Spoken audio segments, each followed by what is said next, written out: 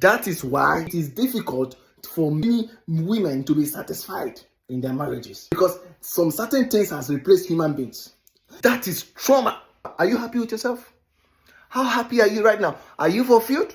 If a young guy or young lady who want to get into a relationship, now one of the things that I will tell you for a fact is this: heal before you deal. That's a book by in case you want to get it. It's a good book. Heal before you deal. One of the problems that I've realized, especially with most Nigerian guys, most Africans, Nigerians, Kenyans, most Africans especially, is that we don't value emotions. We actually think, when we talk about emotion, we think weakness. And that is a big crap, a big problem. And I'm saying it this way because I want you to get into your people's head. Many people are having emotional trauma. Yes. Many people have emotional wounds that are not healed. They need therapy. They need to actually take out time to solve it. For instance, if you ask somebody a question now and say, how, like as a single person or somebody who is getting into marriage or whatever, what time in your life were you just by yourself? What time in your life, were you just at a point where you begin to discover yourself, find out who your kind of person, who you are and all of that? No. We don't do that here. We don't do that here. No. That's why you see people, they get out of a relationship now, they jump into the next one. They get out of another one, they jump into the next one. Why? Because people, that is trauma. It's called high level emotional insecurity. And that same person is planning to get married. That same person is trying to get a partner. Tell me how that will last. Tell me why it won't be an issue. And that's why when we meet people, when such persons meet people, they drain the hell out of them. They drain them because they tend to get their happiness and everything. They want to drive the things that they have lost from those people. But it doesn't work that way. It doesn't work that way. So what am I trying to say? Heal before you deal is important. Heal before you deal. Some people's right now, your problem is that you have emotional wounds and it has been covered.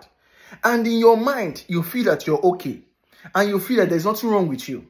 And that the tendencies you're having is normal. Some tendencies are not normal. They are not normal. Some tendencies, when I talk about tendencies, there are some certain things that come to people's mind and they practice it. Let me use that word, fantasies. They're not normal. Some things can be crazy.